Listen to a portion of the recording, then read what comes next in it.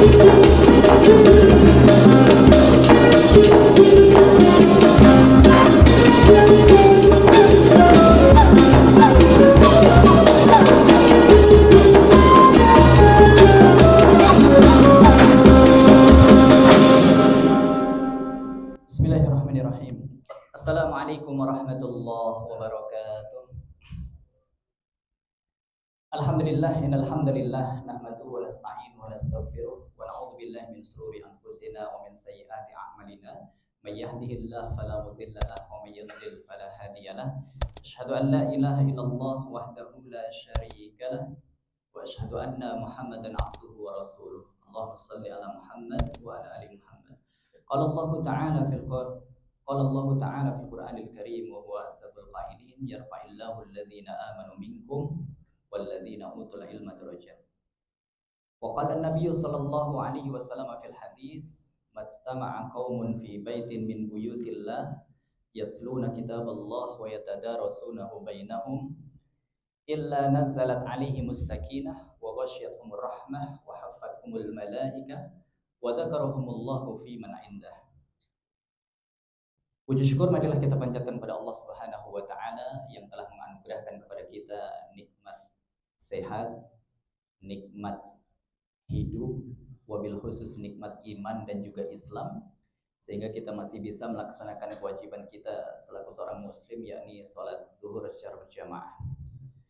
Salawat dan salam tidak lupa marilah kita haturkan kepada kedua kita, yakni Nabiuna Muhammad sallallahu alaihi wasallam. Mudah-mudahan bukan hanya lisan kita yang basah dengan salawat, tetapi aktivitas kita, amaliyah kita mudah-mudahan senantiasa ittiba'ur rasul, mengikuti apa-apa yang telah dicontohkan oleh Rasulullah sallallahu alaihi wasallam, sehingga kita layak menyandang gelar sebagai umat Muhammad yang nantinya berhak mendapatkan syafaat saat di yaumil hisab atau di yaumil qiyamah.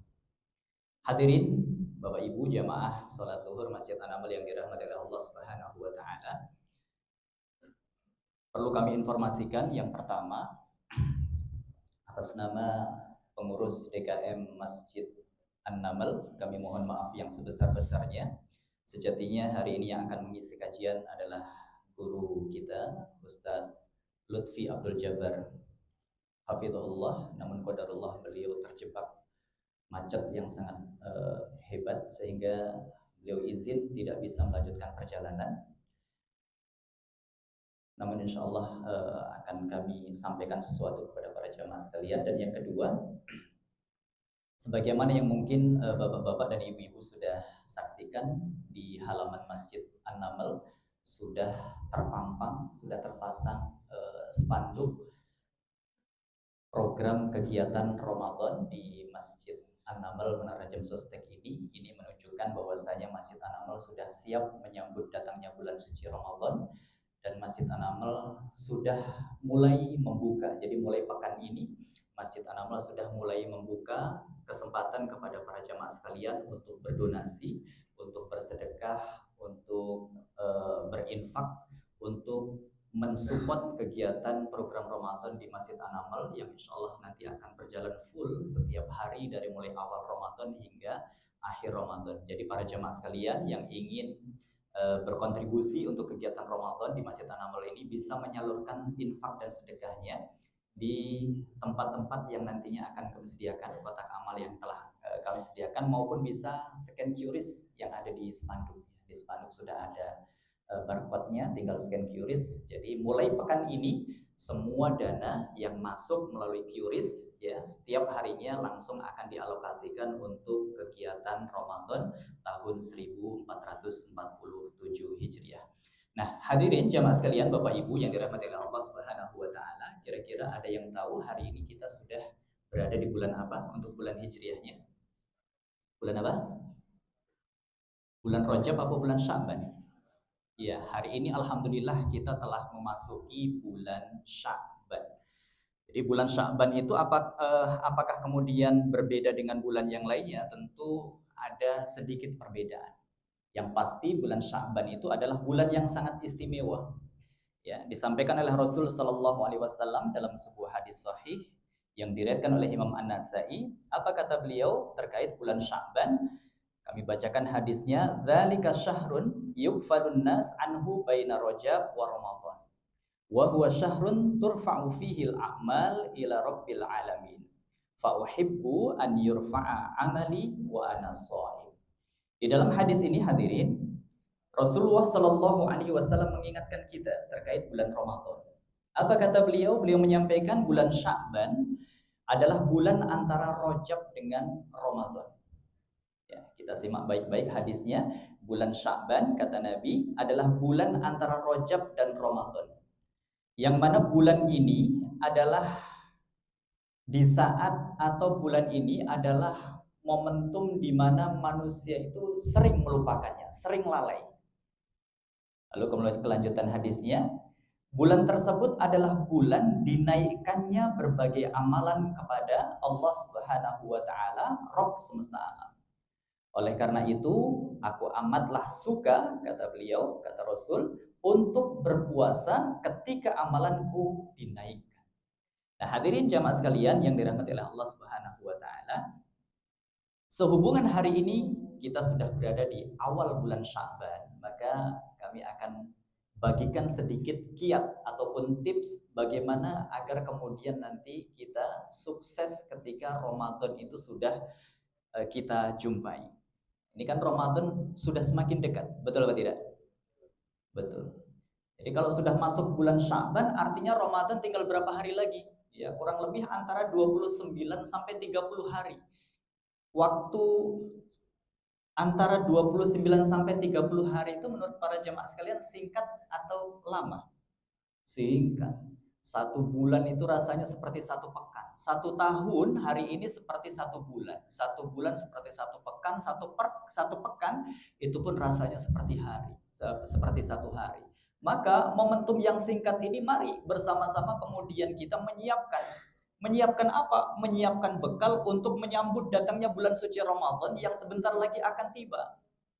Kenapa kira-kira jamaah kok kita harus menyiapkan bekal untuk menyambut datangnya bulan suci Ramadan? Kenapa kira-kira? Kenapa kira-kira? Karena bulan Ramadan itu adalah bulan yang istimewa, berbeda dengan bulan-bulan yang lainnya.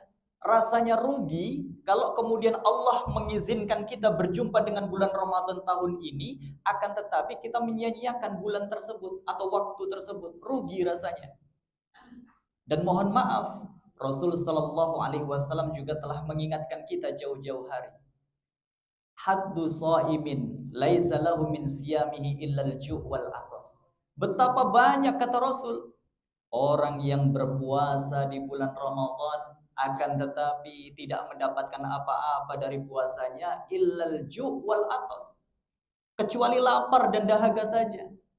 Jadi jangan sampai kemudian kita ini sudah Allah takdirkan berjumpa dengan bulan Ramadan hampir setiap tahun sampai hari ini, tapi ternyata endingnya kita tidak mendapatkan apa-apa dari Ramadan kecuali lapar dan dahaga.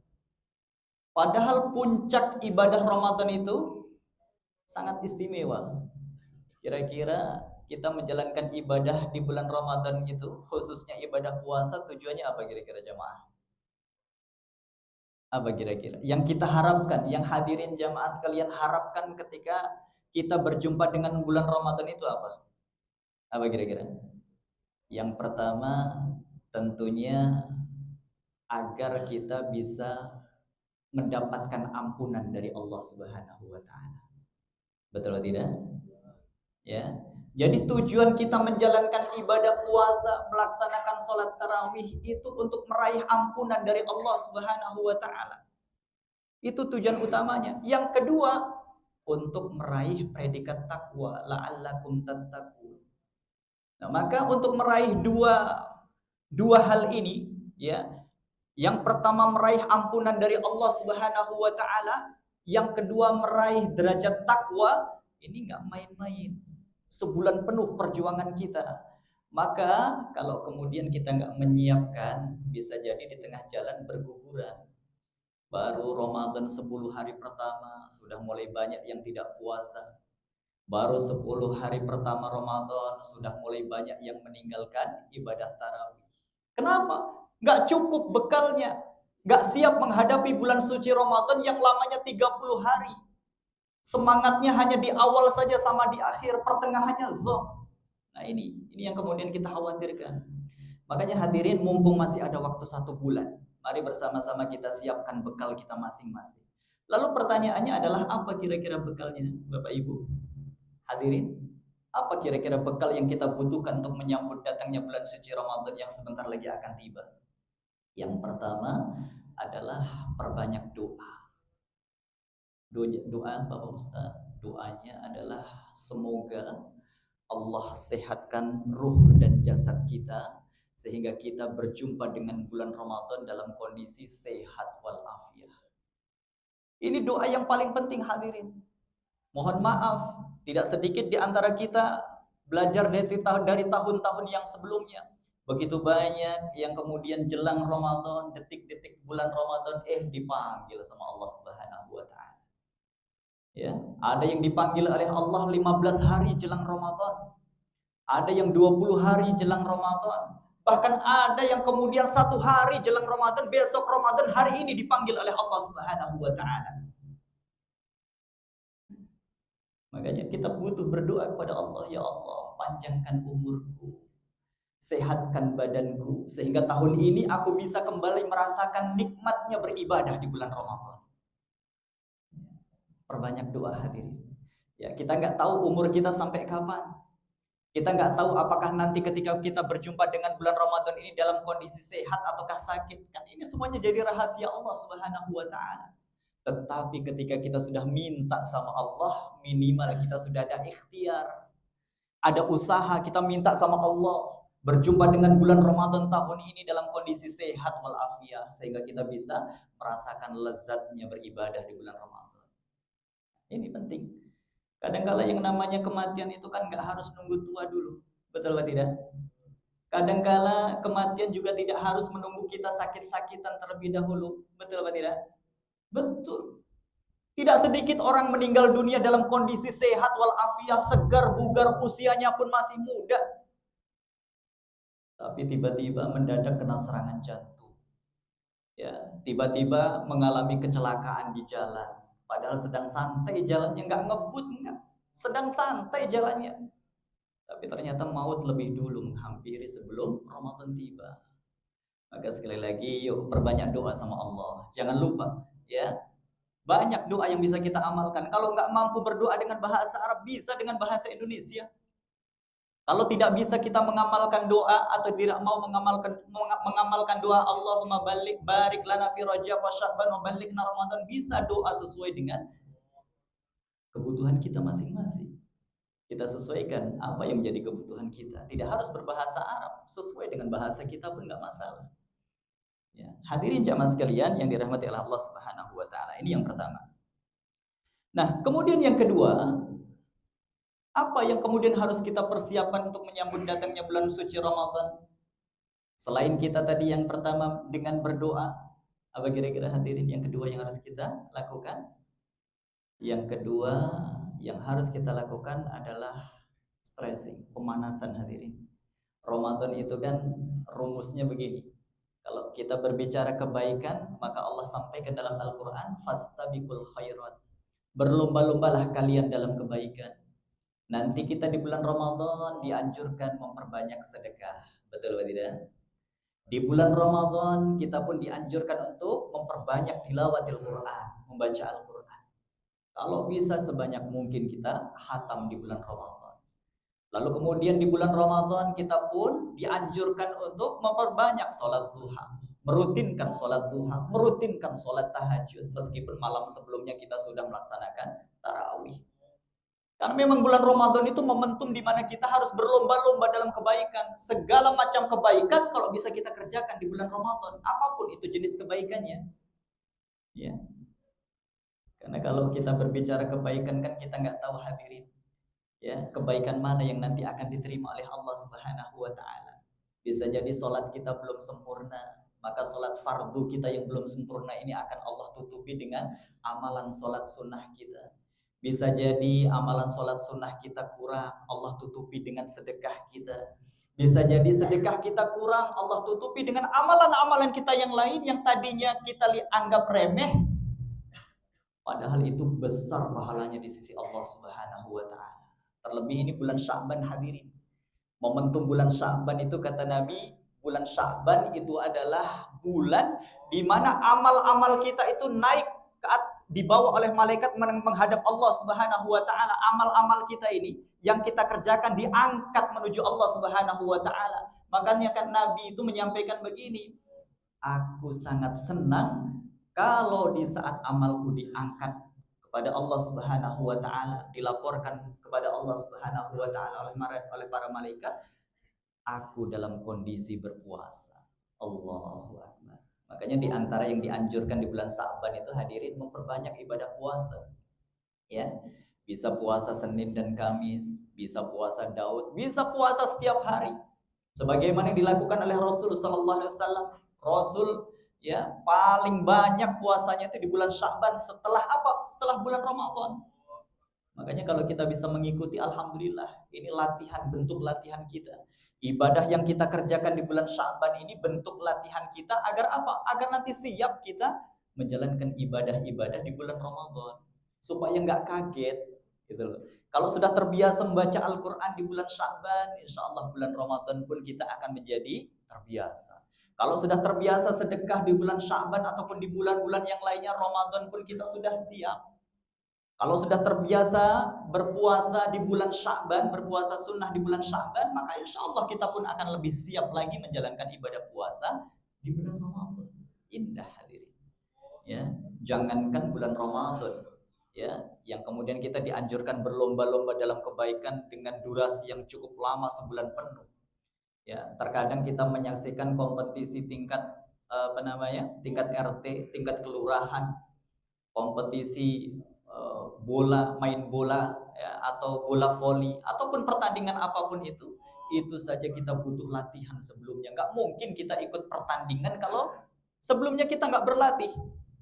Misal ada pertandingan sepak bola ya bulan depan, mungkin hari ini setiap hari kita akan latihan bersama tim kita masing-masing.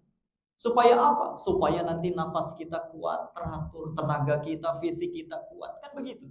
Atau bulan depan ada pertandingan bola voli. Begitu banyak orang yang akan ikut. Begitu banyak orang yang akan bertanding. Pasti kita akan menyiapkan jauh-jauh hari. Betul atau tidak? Apalagi ini bulan Ramadan hadirin. Kita dituntut untuk melaksanakan ibadah di siang hari dengan menjalankan ibadah puasa. Malam harinya pun kita dituntut untuk menjalankan ibadah tarawih. Lengkap sudah. Yang mana dua-duanya, baik ibadah puasa di siang hari maupun ibadah tarawih yang kita kerjakan di malam hari, keduanya kata Allah berfungsi untuk apa? Menghapus dosa-dosa kita. Nabi menyampaikan, man shoma ramadhana imanan wa ihtisaban ghufira lahu ma taqaddama min dhanbi. Barang siapa yang berpuasa, man shoma ramadhana, barang siapa yang berpuasa di bulan Ramadan imanan wa ihtisaban, dengan penuh keimanan, dengan penuh keyakinan dan mengharap pahala dari Allah Subhanahu wa taala, ghufira lahu ma taqaddama min dhanbi, akan Allah hapus dosa-dosanya yang telah lalu. Ini puasa. Tarawih hadisnya pun sama. Man qoma ramadhana imanan wa ihtisaban ghufira lahu ma taqaddama min dhanbi.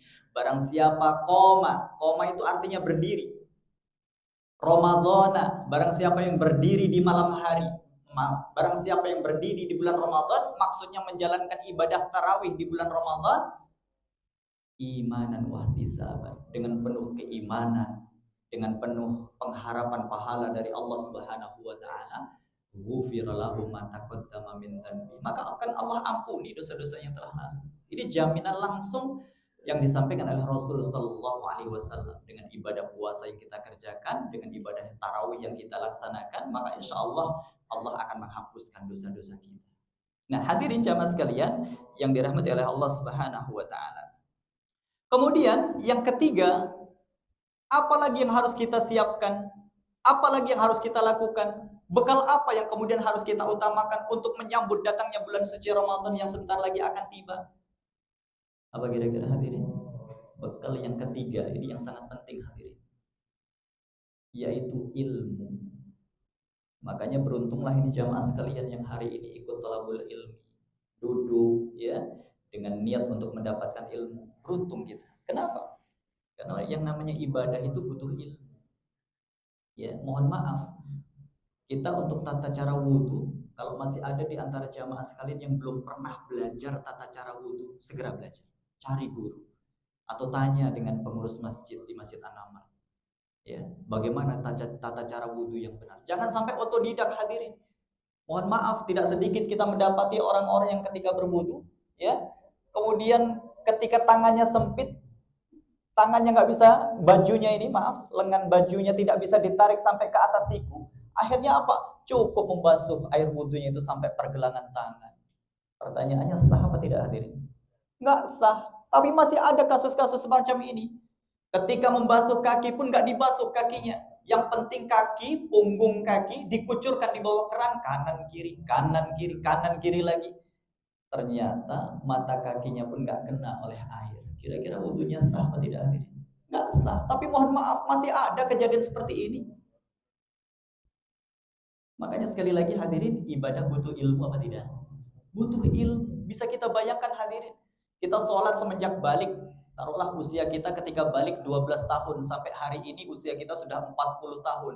Ternyata wudhu kita otodidak. Tidak pernah berguru sebelumnya dan nggak taunya salah. Berapa tahun hadirin wudhu kita nggak sah? 40 tahun nggak sah wudhu kita. Kalau 40 tahun wudhu kita tidak sah, kira-kira sholat kita sah apa tidak? Tidak sah. Bisa kita bayangkan 40 tahun kita capek melaksanakan sholat, ternyata sholat kita diterima oleh Allah Subhanahu wa Ta'ala gara-gara wudhu kita nggak sah. Orang nyetir mobil saja hadirin, mohon maaf, nyetir mobil saja itu kalau otodidak pasti ada kesalahannya. Ya, kalau nggak nyerempet ya nabrak mobil orang, betul atau tidak? Tapi masih mending, ya, ujungnya masih urusan dunia. Tapi kalau sudah ibadah, salah kita, salah. Maka hadirin, untuk menyambut datangnya bulan suci Ramadan, jangan lupa kita siapkan ilmu. Ilmu apa yang kita harus siapkan? Pertama, ilmu tentang puasa.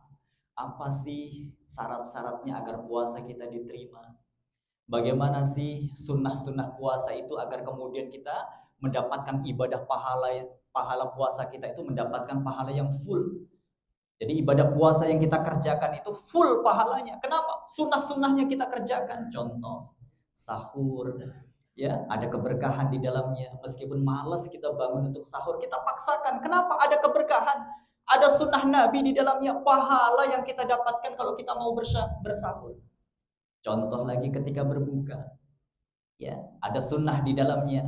Bagaimana sunnah yang kemudian Rasul sampaikan bagi orang-orang yang berbuka? Maka ketika adzan sudah dikumandangkan, kalau bisa segera itu apa yang ada di depan kita dikonsumsi. Ada minuman air putih kita minum, ada makanan kita makan, ada kurma kita makan. Ya, untuk apa? Untuk menunjukkan bahwasanya kita ini sudah selesai ibadah puasanya. Mohon maaf, kadang-kala kan kalau orang-orang yang belum tahu ilmunya, nanti dululah, saya belum terlalu haus, saya geser sedikit lah, barangkali pahala saya nambah, saya tambahin sedikit puasa saya. Selesai adzan saya baru minum, selesai adzan saya baru makan. Nah, ini kan nggak tepat, bertentangan dengan sunnah Rasulullah SAW, di mana kalau sudah adzan dikumandangkan, maka segera akan berbuka, karena ada sunnah di dalamnya, dan kalau itu kita lakukan, pahala tambahan untuk kita. Kira-kira sekali lagi hadirin, ibadah butuh ilmu apa tidak? Butuh. Jadi syarat diterimanya ibadah itu pun yang pertama ittiba'ur Rasul, mengikuti Rasul sallallahu alaihi wasallam. Yang kedua apa? Ikhlas. Melaksanakan ibadah itu lillahi ta'ala, karena Allah Subhanahu wa ta'ala. Makanya ini harus kita perhatikan hadirin, puasa kita ya harus sesuai dengan tuntunan Rasul sallallahu alaihi wasallam. Tarawih kita harus sesuai dengan tuntunan Rasul sallallahu alaihi wasallam. Sedikit saja kita bergeser, kalau tidak diterima ya paling tidak berkurang amal kita pahalanya. Contoh ibadah tarawih. Bagi para jamaah sekalian mungkin sudah terbiasa sholat tarawih 11 rakaat. Ya. Beserta witir maksudnya. Tahu-tahu di rumah sholatnya berapa rakaat? Di masjid dekat rumah 23 rakaat. Akhirnya apa? Akhirnya kita pulang duluan sebelum imam itu selesai. Apakah sah tarawihnya? Sah. Tetapi mohon maaf, berkurang pahalanya. Atau misalkan ada juga kasus-kasus seperti ini masih sering terjadi setiap Ramadan. Ya, dia sholatnya betul 8 rakaat tarawihnya di masjid yang sama, sholatnya imamnya juga 8 rakaat. Tetapi ketika 8 rakaat dia mundur dari shaf. Kenapa alasannya ketika ditanya? Ustaz, saya izin nanti nggak ikut sholat witir. Loh, kenapa kok nggak ikut sholat witir? Karena nanti saya masih ingin sholat tahajud, Ustaz. Saya pengen bangun malam di sepertiga malam yang terakhir sebelum sahur, saya ingin sholat tahajud. Makanya saya nggak tutup dulu, kan witir itu katanya penutup sholat malam, Ustaz. Jadi saya nggak witir nanti ya, nggak ikut jamaah witir. Allah karim. Nah, ini salah kaprah, mohon maaf. Betul, witir itu penutup sholat malam. Tetapi mohon maaf, bukan berarti ketika kita sudah sholat tarawih bersama imam dilanjutkan dengan witir, kemudian kita nggak boleh lagi sholat tahajud. Bukan begitu juga maksudnya.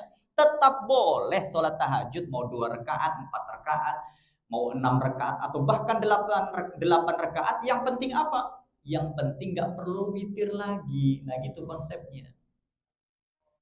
Dan mohon maaf, ya, kalau kemudian kita sholat tarawihnya nggak sempurna sampai witir bersama imam, itu nggak tercatat kita mendapatkan pahala sholat malam, sholat tarawih semalam suntuk. Karena hadisnya, bunyi hadisnya yang Rasul sampaikan begini, man qoma ma'al imam hatta yansorifa kutiba lahu qiyama lailatin. Barang siapa yang sholat bersama imam, kata Nabi, hatta yansorifa, hingga imam itu selesai. Yang dimaksudkan oleh selesai di sini, kata para ulama, adalah selesai imam itu sholat witir, bukan sholat tarawih. Berjamaah kita dari mulai tarawih hingga witir imam itu selesai, maka apa jaminannya yang Nabi sampaikan? Nabi menyampaikan, kutibalahu qiyama lailatin, akan dicatat baginya seakan-akan dia mengerjakan sholat malam itu sepanjang malam. Allahu Akbar, banyak pahalanya hadirin. Kita sholat tarawih selesai jam berapa beserta witir kira-kira? Jam berapa kira-kira? Jam 10, terlalu malam. Bisa bubar jamaah. Paling jam 9, paling banter. Makanya nanti coba bapak-bapak, ibu-ibu kalau bisa sholat tarawih di Masjid An-Naml. Insya Allah imam yang kita hadirkan di sini itu imam-imam yang bacaannya, bacaan Qur'annya, ya tilawahnya, ngajinya itu masya Allah menyejukkan hati, membuat hati kita tentram. Yang kita hadirkan di sini, sholatnya juga nggak lama-lama, 8:30 insya Allah selesai. Tapi hadirin, coba sekali ya, kalau kita nggak bisa tiap malam, minimal sekali lah rasakan sholat bersama imam tarawih di Masjid An-Naml. Insya Allah nikmat, seperti kita sholat di Masjidil Haram. Kalau nggak percaya nanti dicoba. Nah itu 8:30 kita selesai, Allahu Akbar, bersama imam dari mulai tarawih hingga witir. Kita meskipun nanti setelah 8:30 itu tidur sampai di rumah, atau nyampe di rumah kita jam 9 langsung tidur, nggak sholat lagi, itu malaikat masih sibuk. Sibuk apa? Mencatat argo sholat malam kita itu yang tadi kita kerjakan hanya kurang lebih 1 jam. Sampai kapan? Sampai jelang subuh kita dicatat oleh malaikat, kita mendapatkan pahala sholat semalam suntuk. Allah. Ini kalau tahu ilmunya itu begitu. Ya, bukan hanya yang wajib-wajib saja yang kita tahu, tapi sunnah-sunnahnya pun kita tahu. Supaya apa? Lengkap pahala yang kita dapatkan. Dan terakhir hadirin, jamaah yang dirahmati Allah Subhanahu wa taala, karena waktu yang terbatas. Yang terakhir hadirin, mohon maaf, mohon izin sekali. Mungkin pengalaman kita ada yang susah untuk sholat tarawih, bawaannya ngantuk aja kalau mau tarawih. Betul atau tidak? Puasa mau sahur juga males banget bawaannya. Betul atau tidak? Ada orangnya di sini kayak gitu? Ada? Banyak ya, kayaknya banyak sih ya. Cuma nggak berani aja jawab gitu ya. Mohon maaf hadirin, menurut para ulama, di antara sebab yang menghalangi kita untuk melakukan kebaikan itu adalah dosa-dosa kita. Kita kan nggak tahu hadirin, dosa itu begitu banyak mungkin yang ada dalam diri kita. Dosa yang disebabkan tangan kita, telinga kita, lisan kita, dan yang paling banyak mungkin mata kita. Kenapa? Seringkali kita buka handphone muncul sesuatu yang gak jelas, yang tidak seharusnya kita lihat muncul di layar handphone kita. Kita scroll muncul pula, ya. Kita sudah berusaha hindari, tetap aja muncul. Begitu banyak dosa yang kemudian entah sengaja ataukah tidak kita melakukannya, mohon maaf. Itulah diantara sebab yang menjadikan kita susah melakukan amal soleh. Ya, kadangkala kita sudah berniat, nanti saya rencanakan jam 3 mau bangun, sholat tahajud, tapi terasa beratnya minta ampun. Nah, itu dosa-dosa. Di antara sebabnya adalah dosa-dosa kita. Atau kita sudah berusaha niat sholat duha, padahal duha pagi jelang siang waktunya, harusnya kan nggak ada halangan. Tapi tahu-tahu lupa kita mengerjakan sholat duha tersebut. Atau amalan-amalan yang lainnya, hadirin. Kalau kita selama ini merasakan ada perasaan berat gitu ya. Kok nggak ringan sih saya melakukan amal soleh, kok ada aja kendalanya. Mohon maaf, bisa jadi memang begitu banyak dosa-dosa yang kita lakukan entah sengaja atau tidak. Maka resepnya bagaimana? Agar kemudian ketika Ramadan nanti tiba, kita semangat menjalankan ibadah di bulan Ramadan atau menjalankan ibadah di dalamnya, dan semuanya yang kita niatkan itu bisa terwujud. Bagaimana resepnya? Resepnya perbanyak istighfar. Mohon ampun sebanyak-banyaknya. Ini masih ada waktu kurang lebih 29 sampai 30 hari. Kita minta ampun kepada Allah Subhanahu wa taala. Astaghfirullahaladzim, astaghfirullah wa atubu ilaihi. Ya Allah, aku mohon ampun, aku bertaubat kepada Engkau atas segala dosa. Mudah-mudahan hadirin, sebelum Ramadan tiba, sebelum kita memasuki bulan Ramadan, Allah sudah bersihkan dosa-dosa kita. Allah sudah hapuskan dosa-dosa kita. Allah sudah ampunkan dosa-dosa kita. Sehingga apa? Ketika Ramadan sudah datang, kita jadi terasa ringan langkah kita untuk beribadah. Ringan untuk berpuasa. Ringan untuk apa lagi? Tarawih. Ringan untuk sholat duha. Ringan untuk sholat tahajud, dan yang paling penting hadirin, ringan kita melangkahkan kaki kita untuk menuju masjid guna melaksanakan sholat berjamaah. Nah, mudah-mudahan melalui beberapa poin-poin ini, ya, poin di mana kita memang harus menyiapkan bekal untuk menyambut datangnya bulan suci Ramadan ini, menjadikan kita lebih siap hadirin menyambut datangnya bulan suci Ramadan. Mudah-mudahan Allah sehatkan ruh dan jasad kita.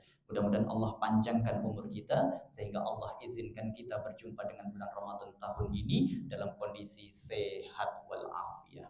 Kurang dan lebihnya kami mohon maaf yang sebesar-besarnya. Hadanallahu wa iyyakum ajmain. Subhanaka Allahumma wa bihamdika asyhadu an la ilaha illa anta astaghfiruka wa atubu ilaik. Wal afwu minkum. Wassalamu alaikum warahmatullahi wabarakatuh.